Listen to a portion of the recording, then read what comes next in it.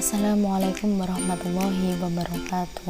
Saya perwakilan dari kelompok 12 yang beranggotakan 1. Anggi Makfiratul Ula, 2. Anifatus Sabila, dan 3. Anisya Damayanti presentasikan materi tentang sejarah madrasah.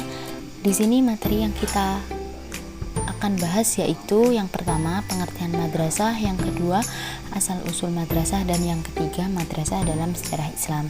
Materi yang pertama yaitu pengertian dari madrasah.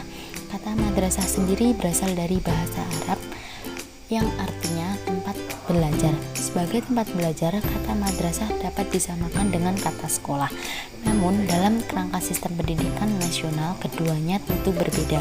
Sekolah dikenal sebagai lembaga pendidikan tingkat dasar dan menengah yang menitik beratkan pada mata pelajaran umum, sedangkan madrasah dikenal sebagai lembaga pendidikan keagamaan tingkat dasar dan menengah yang menitik beratkan pada mata pelajaran agama. Selanjutnya yang kedua yaitu asal-usul madrasah. Kendati fenomena madrasah di dunia Islam telah muncul sekitar abad 4 atau 5 Hijriah, seperti munculnya madrasah di Naisabur dan madrasah Nizamiyah di Baghdad. Keberadaan madrasah di Indonesia baru dijumpai pada awal abad ke-20. Dengan demikian, kemunculan madrasah di tanah air tidak memiliki hubungan langsung dengan keberadaan madrasah di era klasik. Beberapa penulis sejarah pendidikan Islam di Indonesia menyebut dua peristiwa penting yang melatar belakangi munculnya madrasah di Indonesia, yaitu kolonialisme Belanda dan gerakan pembaharuan Islam. Selama menjajah Indonesia, pemerintah Hindia Belanda menunjukkan sikap diskriminatif terhadap umat Islam. Sekolah-sekolah Kristen didirikan di setiap karesidenan dan dianggap sebagai sekolah pemerintah serta mendapat subsidi rutin. Dakwah Islam di daerah animisme dilarang, sedangkan misi Kristen dibiarkan. Pesantren yang mengambil tempat di daerah-daerah pedalaman untuk menjauh atau menghindar dari pengaruh dan pantauan Belanda. Di tempat ini, para kiai lebih leluasa mendidik para santrinya untuk mendalami agama sekaligus mendidik mereka sebagai kader yang siap berjihad melawan penjajah.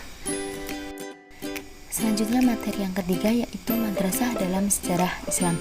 Praktik Nabi menjadi presiden bagi para khalifah dan pengusaha muslim sesudahnya, dan pembangunan masjid berlanjut terus di daerah-daerah kekuasaan muslim.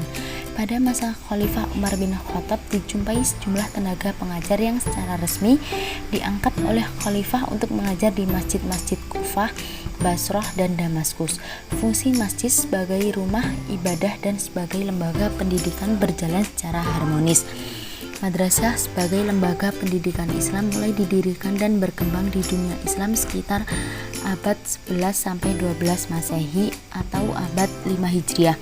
Akan tetapi ada juga yang berpendapat bahwa madrasah didirikan jauh sebelum abad ke-5 Hijriah, dan kata madrasah belum dijumpai pada sumber-sumber sejarah hingga kira-kira akhir abad ke-4 Hijriah.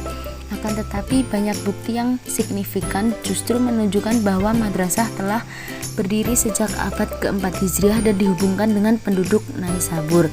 Namun dengan demikian tidak disangkal bahwa pengaruh madrasah Nizamiyah melampaui pengaruh madrasah-madrasah yang didirikan sebelumnya.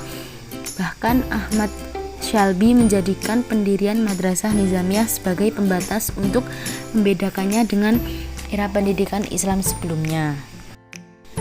Sekian presentasi dari kelompok kami. Terima kasih atas perhatiannya. Ada kurang lebihnya kami mohon maaf. Wassalamualaikum warahmatullahi wabarakatuh.